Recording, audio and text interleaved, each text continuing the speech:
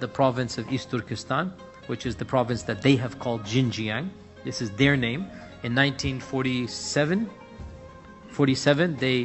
the Chinese government basically invaded this province, which was not under Chinese control, and they occupied it, and they acquired it, and they basically made it a part of China. And the people there, they are more Turkish than they are Chinese. They don't speak Mandarin, they don't speak Chinese. Ethnically, they're different. They're not the Hui Muslim. These are what are called the Uyghur Muslims, okay? And the Uyghurs are a branch of the Turkish people. They are not a branch of the Chinese people. And the Uyghurs have been humiliated. They have been colonized for the last 60 years. And obviously, push has come to shove, and the Uyghurs are now fighting back.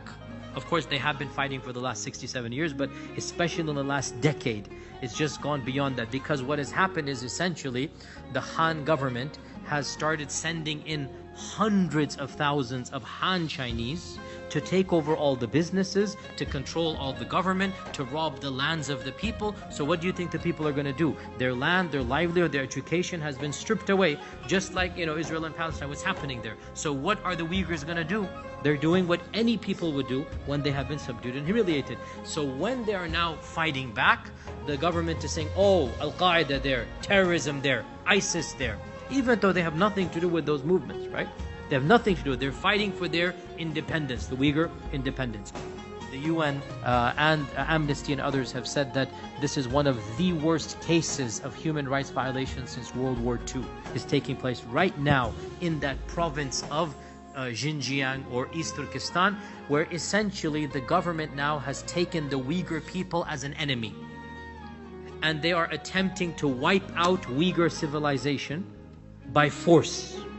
And they're doing this by forcing them to give up their language, their culture, and of course their religion.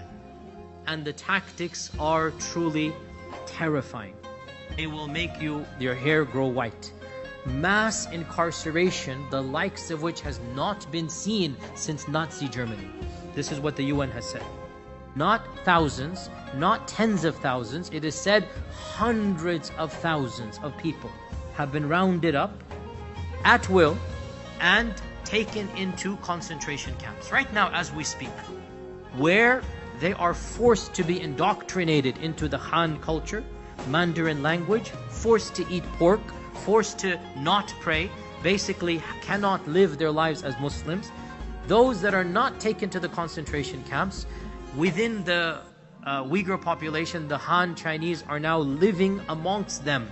They say we are guests. They'll walk into your house, they say we are a guest. What does that mean? You're a government agent and you have the right to occupy the house and live in it at the expense of the host Uyghur. And they're going to monitor that you're not praying, you're not reading Quran, you're not doing anything Islamic. This is like the Inquisition, if you know what happened. This is like the Inquisition, when the Catholics would send people to monitor. So the Han government is now doing this to the Uyghur population. Any Han person can say, I want a bride. And the local government there, the Uyghur, which is Han government, will literally hand one of our sisters over and forcibly marry to this man. A'udhu billah. And nothing can be done.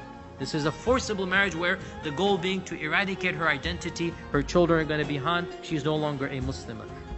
Sisters who have long skirts, they're being stopped and their skirts are being cut in public so that they become mini skirts that you're not allowed to wear. Forget hijab, because hijab was banned last year. In the broad daylight, there is a table of food in Ramadan, and the Uyghurs are forced to have free lunch on the government. What does that mean? If you don't eat, you will be whipped, killed, tortured, taken away.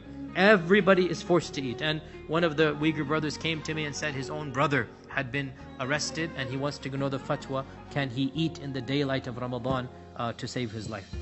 Because he is being forced as a teacher, school teacher. They took him in front of everybody and they basically gave him a plate of food in Ramadan. And the government is silent, as you know, and the local and the world is silent. This is the reality, unfortunately. So the least we can do is to thank Allah subhanahu wa ta'ala for our own blessings, and to make sure that we do whatever we can to help them out in our du'as, in our prayers, in our public awareness. I don't think we can even give money to them at this stage because the government has blocked off everything. So it's really that province where Islam is being clamped down upon. No Jumu'ah, no Ramadan, no hijab, no Quran. That province, the Xinjiang province.